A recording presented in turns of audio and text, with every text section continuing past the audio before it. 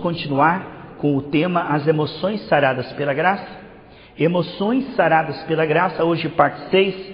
Nós vamos iniciar esse estudo em 2 Coríntios. 2 Coríntios capítulo 10. 2 Coríntios capítulo 10, eu vou ler com você, do versículo 3 até o 5. 2 Coríntios capítulo 10, do 3 ao 5. O tema é Emoções Saradas pela Graça, hoje a parte 6. Diz assim, encontraram? 2 Coríntios capítulo 10, versículo 3. Porquanto, embora vivendo como seres humanos, não lutamos segundo os padrões desse mundo, né? Nossas armas não são carnais. Pois as armas da nossa guerra não são terrenas, mas poderosas em Deus para destruir fortalezas. Destruímos vãs filosofias, a arrogância que tentam levar as pessoas para longe do conhecimento de Deus, e dominamos todo o pensamento carnal para torná-lo obediente a Cristo. Pode sentar, por gentileza, amados. Então, existe uma batalha desde que Adão e Eva ouviram a serpente. A serpente falou, você come da árvore da independência. E quando você comer a árvore da independência, os seus olhos serão abertos. Não. Os olhos do ser humano, o diabo é pai da mentira. Os olhos dos seres humanos foram fechados para Deus, para a verdade, e começaram a ver as coisas de um ponto de vista mostrado pelo inimigo. Agora, as fortalezas na mente é o que nós vemos aqui no 2º capítulo de Coríntios, capítulo 10, do versículo 3 a 5, que existem fortalezas que tentam prender a nossa mente no engano, no sofisma. O que é o sofisma? É a aparência de algo que não é verdadeiro. Tudo aquilo que contradiz a palavra de Deus é sofisma. Tudo aquilo que parece forte, invencível, mas que Jesus já derrotou na cruz do Calvário, já foi destruído. Mas o inimigo tenta e ele mente. O diabo não mente apenas com palavras. Ele mente com sensações, com pensamentos, com emoções. Por exemplo, o diabo mente que você está doente quando a Bíblia diz que você está curado. O diabo mente que você está endividado quando a Bíblia diz que você será próspero. Olha aqui 2 Coríntios capítulo 9, está em 2 Coríntios capítulo 10. 2 Coríntios capítulo 9, versículo 11 diz o seguinte, 2 Coríntios 9, 11. Sereis enriquecido em todas as áreas da vossa vida, a fim de que, veja por quê, possais ser generosos em toda e qualquer ocasião, e por nosso intermédio a vossa boa vontade resulte o quê? Em ações de graça. Sabe o que ele está dizendo aqui? Que Deus fará com que você seja tão próspero, que dê não só para você pagar suas contas e teus compromissos, mas que sobre para você ser generoso com o órfão, com a viúva, com a obra missionária. É o que está dizendo aqui. Que Deus fará com que você seja próspero, não para a vaidade, não para a ganância, porque o amor ao dinheiro é a raiz de todos os males, mas para as boas obras. Veja bem, amados, quando você compreende que o que Deus te dá é dele, você só é mordomo. Você, por exemplo, consegue viver bem, você e a sua família, você faz ali, puxa, eu e minha família temos gasto mensal, investimento, tem que ser uns 4 mil reais. Ah, eu estou ganhando 4 mil, já está bom, graças a Deus. Não, você está sendo egoísta, porque aqui diz que tem que sobrar para você ajudar o órfão, a viúva necessitada. O que passa das tuas necessidades, o que sobra das suas necessidades, é para você investir no reino de Deus, é o que está dizendo aqui. Então nós precisamos acordar que o inimigo tenta com fortaleza mentir, fazendo-nos o quê? Diz lá em 2 Coríntios capítulo 10, 3, nós desanimarmos, sermos vencidos pelo desânimo, pela descrença. Quantas pessoas que desanimaram? Ah, pastor, eu fui na igreja, eu busquei, eu orei, mas não aconteceu nada. Eles foram desanimando, desacreditando. Mas você tem que se agarrar na palavra e dizer, não, nem que demore, como aconteceu com Caleb, 40 anos. Nem que demore 25 anos. Olha quanto tempo Abraão teve que esperar a promessa. Ele não desanimou, ele perseverou. E hoje nós vemos muitas pessoas que não têm paciência, já desanimam, já desiste, mas nós não somos daqueles que desistem, mas daqueles que perseveram e creem na palavra de Deus, amém? Então o inimigo tenta nos fazer desacreditar, desanimar, ser vencido pelo ressentimento, é uma outra fortaleza, amados. Quantas pessoas que não compreendem que nós temos uma aliança com o Senhor, de amar sempre e perdoar sempre, a todos, a todos. Não importa se a pessoa fez o mal, se a pessoa foi injusta, não importa. o inimigo ele quer nos vencer pelo ressentimento, para ele ter o quê? Um apoio. É como você bate uma cunha, ali você abre uma brecha e você vai entrando. Veja aqui 2 Coríntios capítulo 2, pegue aí, 2 Coríntios capítulo 2. Então o inimigo ele quer nos vencer pelo ressentimento, pela mágoa. Quantas pessoas estão na igreja, amados, que não compreendem, que Deus nem aceita a oferta dele. Se ele vier trazer uma oferta e estiver chateado com alguém, perdoe essa pessoa, decida perdoar. Pastor, mas os meus sentimentos estão feridos. Não ligue muito para os seus sentimentos carnais. Quando você decide perdoar essa pessoa, porque a obediência é isso, é decidir. Quando você decide perdoar, Deus toma conta dos seus sentimentos e vai tirando aquilo ali gradativamente. No momento que você decide perdoar, Deus começa a trabalhar nas suas emoções. No momento que você decide confiar, não, eu vou perseverar, Deus te dá ânimo e você vence a descrença. Viram? A decisão. Existem esquinas em nossas vidas, onde você pode decidir desanimar ou se animar. Então você tem que escolher a quem você vai se entregar. A Bíblia diz em Romanos 6,16 que aquele que você se entregar, esse vai dominar você. Você vai se entregar à palavra e às promessas ou vai se entregar ao desânimo? Você vai se entregar à prosperidade divina ou às dívidas e dizer, eu sou uma pessoa endividada, sou uma pessoa pobretona mesmo? Você vai se entregar à saúde de Deus, que Deus tem conquistado na cruz do Calvário, ou vai dizer, não, a minha genética é fraca, minha mãe era assim, minha avó era assim, eu já estou sentindo os sintomas? Você vai se entregar à doença ou à saúde? Você vai se entregar à fé, à perseverança, ao fruto do Espírito, ou você vai se entregar ao desânimo? Quer dizer, todos os dias há convites. O desânimo nos convida. A fé nos convida. A preguiça nos convida. Mas Deus também nos convida. Quer dizer, há convites. E as pessoas muitas vezes estão atendendo convites que estão destruindo elas. Mas nós estamos atendendo o convite do Senhor a sermos fortalecidos, amados. Deus quer nos fortalecer. Deus quer nos restaurar, Deus quer nos limpar, Deus quer nos ensinar, Deus quer nos levantar, Deus quer nos edificar, para que através de nós pessoas sejam abençoadas. Então se você está bem, você vai ajudar muitas pessoas. E Deus vai ser glorificado. Porque a Bíblia diz em Mateus 5,16 que Deus é glorificado através das suas boas obras. Então nós estamos aqui em 2 Coríntios 2, versículo 10. 2 Coríntios 2, versículo 10. Achou aí? Diz assim: se perdoardes alguma coisa a alguém, também eu perdoo. E aquilo que perdoei, se é que havia alguma falta a ser perdoada, perdoei na presença de Cristo, por amor de vós, a fim de que Satanás não tivesse qualquer vantagem sobre nós, pois não ignoramos as suas artimanhas. O que está dizendo? Que quando eu não perdoo, o diabo tem vantagem. Quando eu não perdoo, o inimigo diz assim, agora eu tenho uma brecha através da qual eu posso trabalhar na vida dessa pessoa, destruir essa pessoa. Então, você pode escolher, eu decido perdoar, ou eu decido ficar chateado com essa pessoa, falando mal dessa pessoa, emburrado com essa pessoa, olhando essa pessoa com cara feia, semana após semana. Tem pessoas, amadas, que anos após anos, eles estão ali presos, ano após ano chateado com a pessoa, ano após ano falando mal daquela pessoa pelas costas, mas eles estão sendo prejudicados. Porque aqui diz, em 2 Coríntios 2, 10 e 11, e quando eu não decido perdoar, o inimigo tem vantagem. O inimigo tem vantagem. Por exemplo, aqui nós estamos falando de inteligência espiritual. Se você não quer que o inimigo tenha vantagem, você deve escolher o perdão. Mas como perdoar o que essa pessoa fez é imperdoável? Você não sabe o que essa pessoa fez. Essa pessoa foi muito injusta. Essa pessoa foi cruel. Ela mentiu. Não importa o que ela fez. Você decide perdoar. Por quê? Porque senão o inimigo tem vantagem na sua vida. É o que está falando aqui. Então, quando nós estamos falando de emoções saradas pela graça, temos que compreender que a graça, ela sempre está oferecendo para sarar as nossas emoções. Por quê? A função do mundo é ferir-nos. E a função de Deus é sarar-nos. Olhe como o mundo trabalha dia a dia para nos levar à descrença. Ah, Deus não está me ouvindo.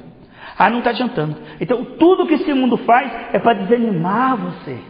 Através de situações, através de pessoas, através da nossa carne. O inimigo quer o quê? Nos levar ao desânimo. Nos levar à mágoa, ou seja, nos levar a ficar embaixo dos pés do diabo. Esse é o trabalhar do inimigo, lentamente, é nos levar à escravidão, é nos levar à cegueira espiritual. Mas pela palavra nós podemos ver as armas e estratégias de Deus para escapar. Quando falamos em emoções saradas pela graça, precisamos compreender que a graça se oferece para sarar as nossas emoções. E que o inimigo se oferece para ferir-nos e destruir as nossas emoções. Então são propostas, são convites que inconscientemente as pessoas respondem. Se a pessoa responde à mágoa e aceita a mágoa, ela está aceitando um demônio. Se ela aceita a incredulidade, ela está recebendo o quê? Um espírito. Porque 2 Timóteo 1,7 diz que Deus não nos deu um espírito de medo. O que é a incredulidade, o medo, a preocupação pelo dia de amanhã? É um espírito que bate a porta. Eis que voltarei à minha casa. E quando a pessoa não discerne, peraí, essa preocupação é um demônio, eu não aceito, Pai, eu me entrego ao teu espírito de fé, eu rejeito essa preocupação, eu não aceito ficar preocupado, eu não aceito ficar magoado.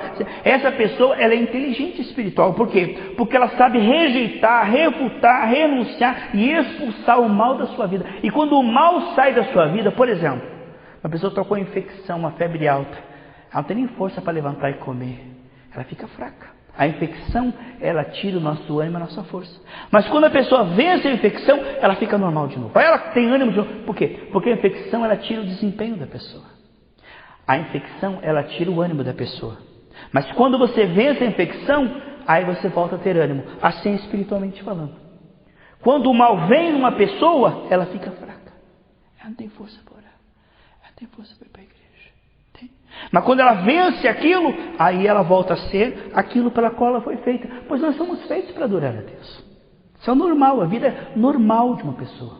Portanto, essas escolhas, essas esquinas, elas existem na vida de todo mundo. A Bíblia diz que a casa na rocha e a casa na areia, todas vêm a tempestade, mas a que está na rocha ela não cai.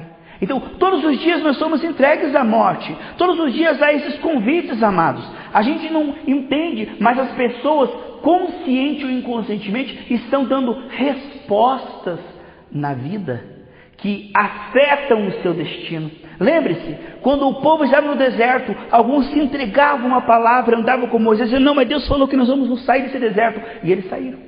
E os outros, qual dava a resposta? Nós estamos aqui, nós vamos morrer, nós somos gafanhoto, nós somos fracos. A resposta que eles davam, eles se entregavam à incredulidade, eles se entregavam à murmuração, eles se entregavam ao desânimo. E quem se entrega ao desânimo é vencido pelo desânimo. Porque aquele que você se entrega, esse vai dominar você.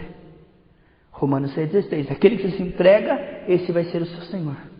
E as pessoas se entregam ao mal e dizem, sabe por que eu me entrego ao mal? Porque eu não consigo.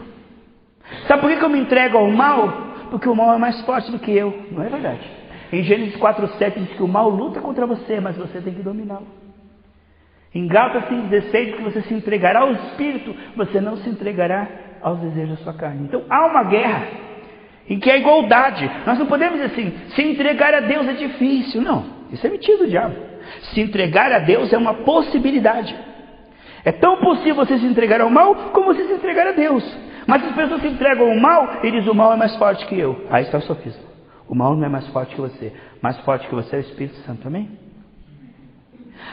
Eu me entrego a isso porque eu não consigo. Veja, você está mentindo. Em 1 Coríntios 10,13, diz que nunca haverá um mal mais forte que possa te dominar e te vencer, porque Deus está com você para te dar vitória sempre. 1 Coríntios 10,13. Então, a pessoa que ela tem uma fé esclarecida, uma fé bíblica, quando ela é atacada, ela vai amar a Bíblia, assim diz o Senhor. Como é que Jesus venceu Satanás? Assim está escrito. Ele tem argumento, a espada do Espírito é argumento.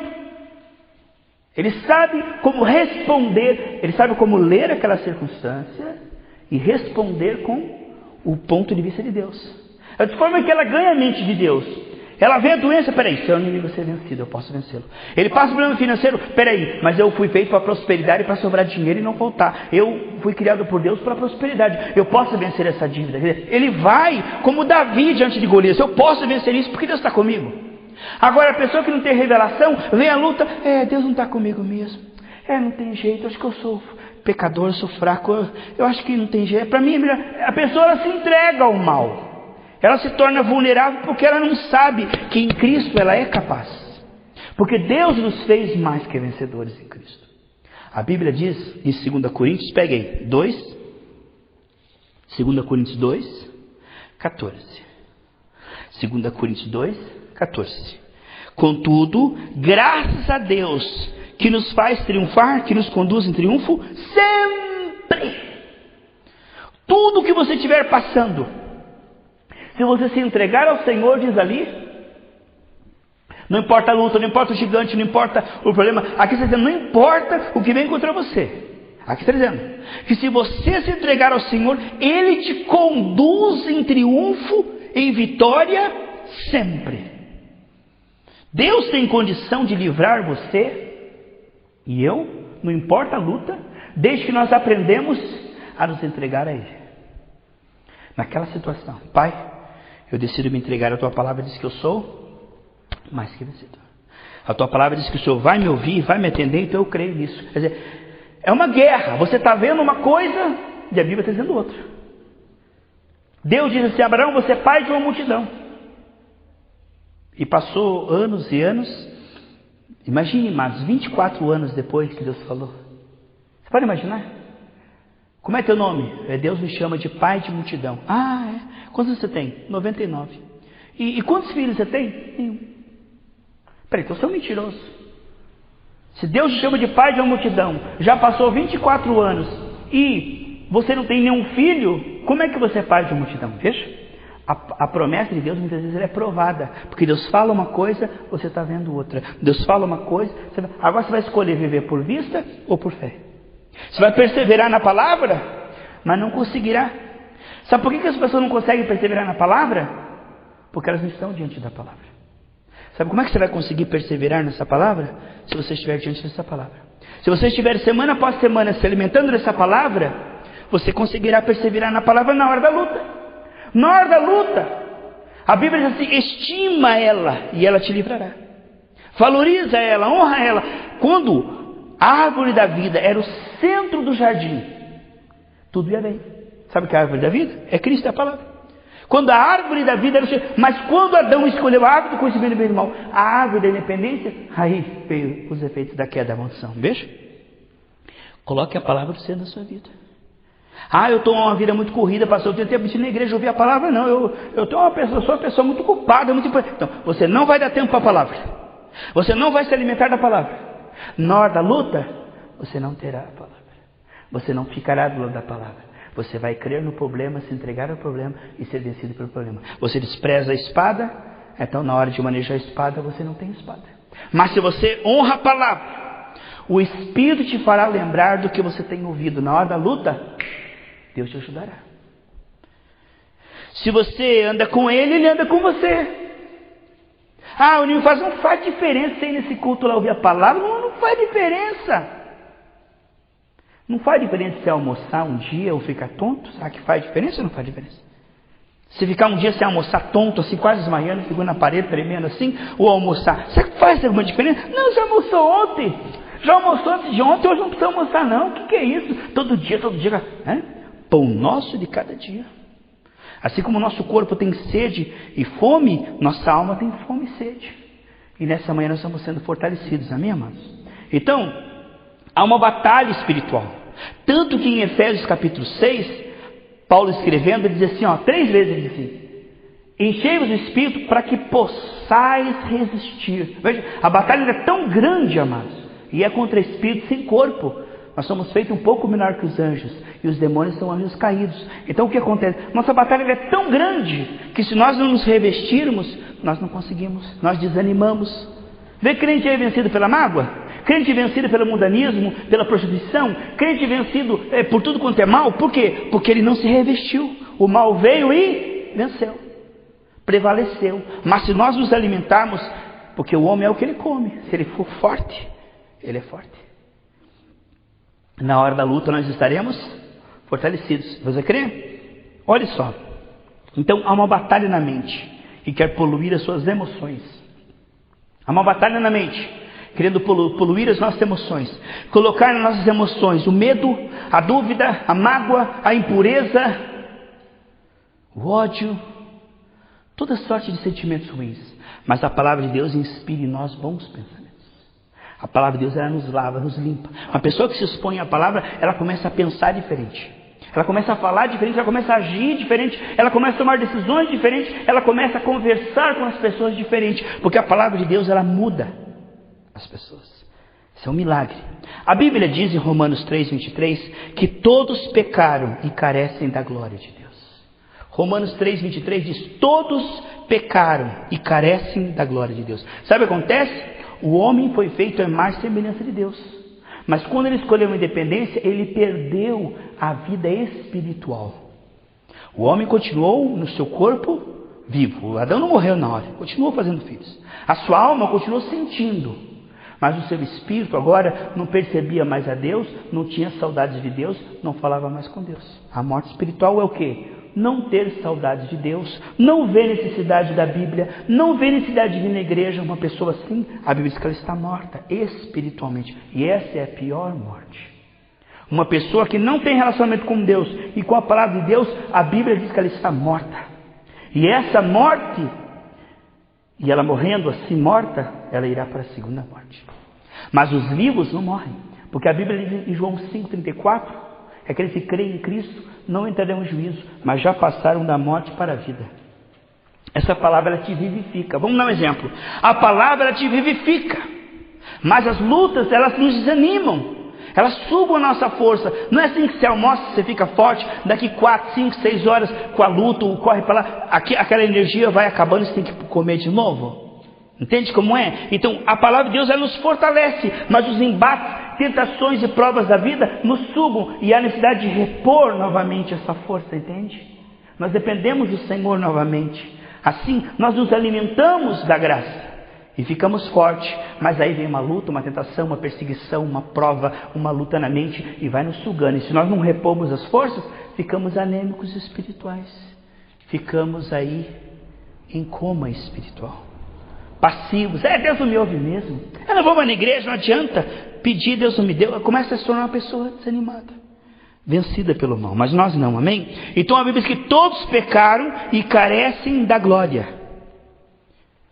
Nós necessitamos da glória para revelar Deus. Ninguém pode revelar Deus sem a glória de Deus, porque o homem só pode fazer obras humanas depois da queda. Diz que Adão, ele gerou filhos segundo a sua imagem, não mais segundo a imagem de Deus. Quando Adão caiu, ele gerou filhos caídos, e assim foi até Jesus morrer na cruz e gerar uma nova raça celestial de pessoas espirituais, amém? O espiritual gera espiritual. Então a Bíblia diz em Romanos 3:23 que todos carecem da glória de Deus. O que diz João 17:22? Eu dei-lhes a minha glória. Então o que é a glória? É a presença gloriosa do Senhor. A glória, amados, é a presença do Espírito Santo na nossa vida. Amados, valorize o Espírito Santo. Em 1 Pedro 4,14 diz que o Espírito Santo habita em nós, que somos a sua casa. É onde ele habita. 1 Pedro 4,14 diz, amados. 1 Pedro 4,14: se sois insultados por causa do nome de Cristo, bem-aventurados sois, porquanto sobre vós repousa o Espírito da glória, o Espírito de Deus. 1 Pedro 4,14. Então a glória é a presença gloriosa. A glória é a presença gloriosa. Então todos carecem da glória, amados. Veja só, em Números 16, a Bíblia diz lá em Números 16, versículo 18 e 19, que quando Moisés foi afrontado pelos falsos profetas ali, a glória do Senhor apareceu. Entendeu? A glória do Senhor apareceu. Vamos ver ali Números 16. Eu acho que esse é o capítulo do monte, né? Eu estou confundindo aqui. Esse é o capítulo do monte, né? Que Deus diz assim, que Moisés ia subir o monte. É aqui em Êxodo, número 16, vamos ver aqui.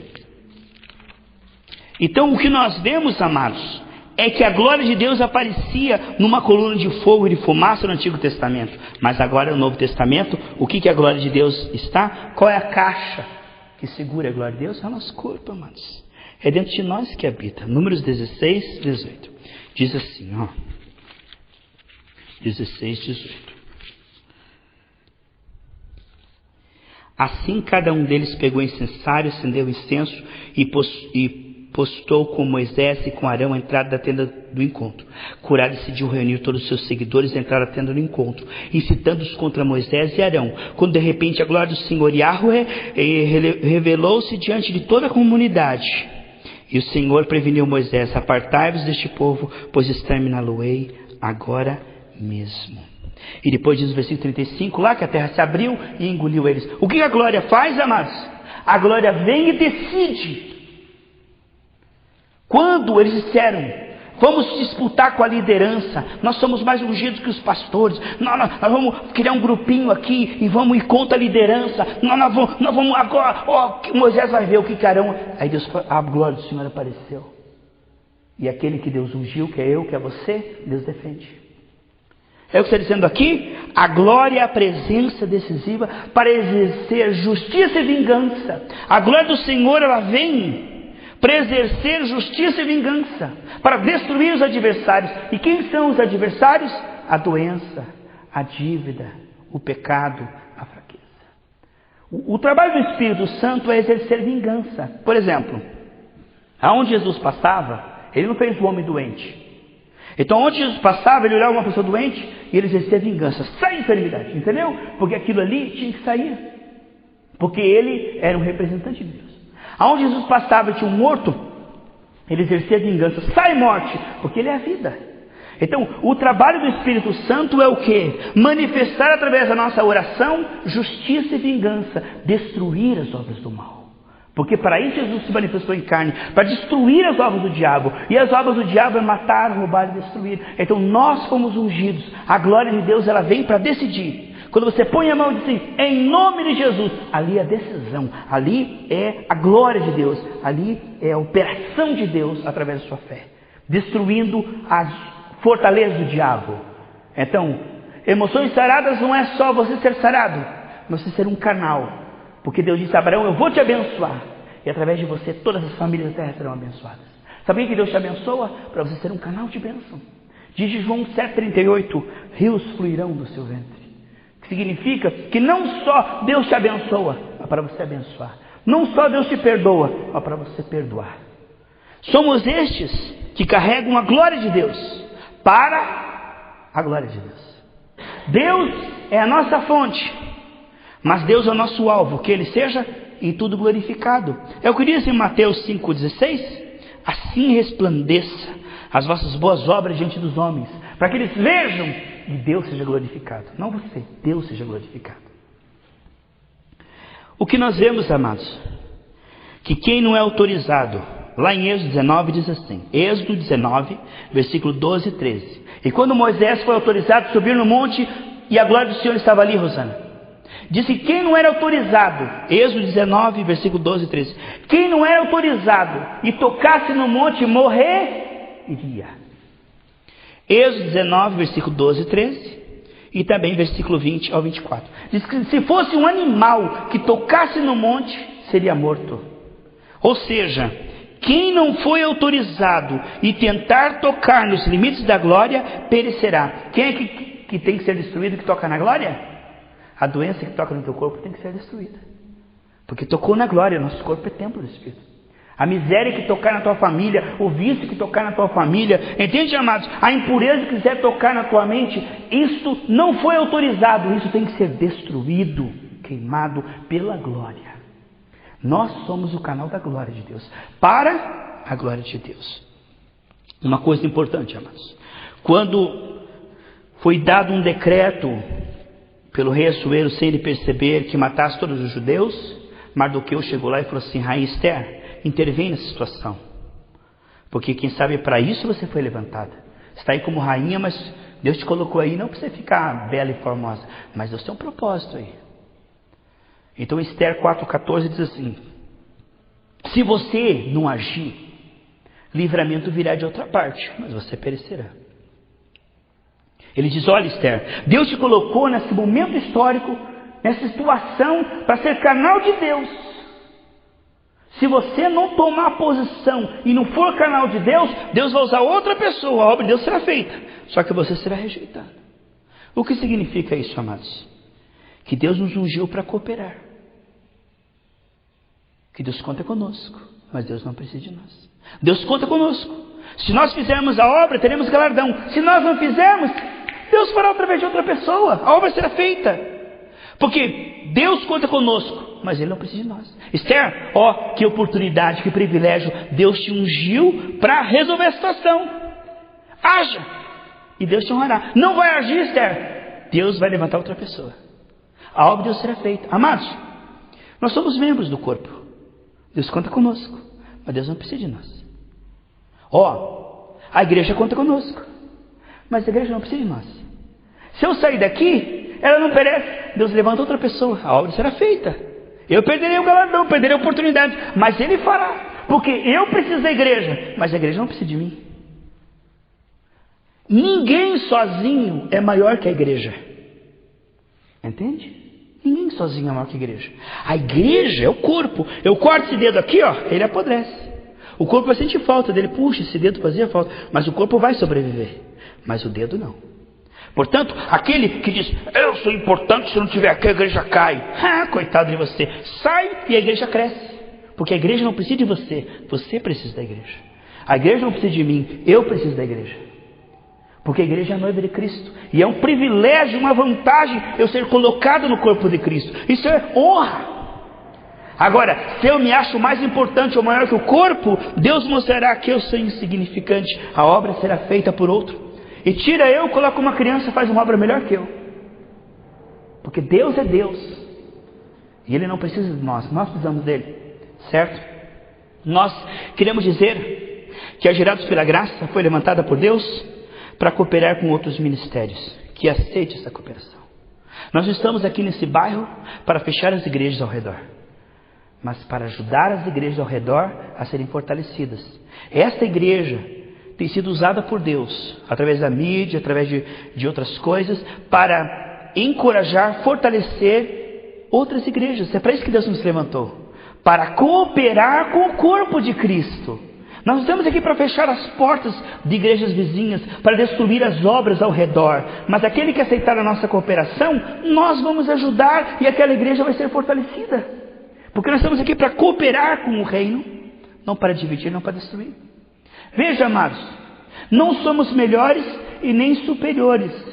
Só queremos cooperar porque fomos ungidos para isso. Porque temos a glória de Deus.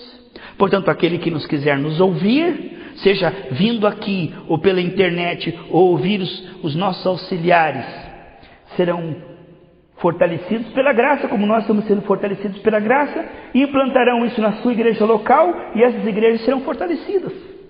Por quê? Porque a visão não é minha, não fui eu que inventei. Essa visão vem, né, de Atos dos Apóstolos, que Deus deu a Pedro, a Paulo e João, é a palavra de Deus, não é nossa. Ela vem de Deus, passa por nós, e um dia que nós partirmos, os filhos e netos, as crianças que estão aqui, vão continuar pregando esse evangelho, porque esse evangelho é de Deus, para aquele que quiser. E que Deus nos abençoe essa semana, para que sejamos canais de bênção. Amém? Vamos colocar em pé.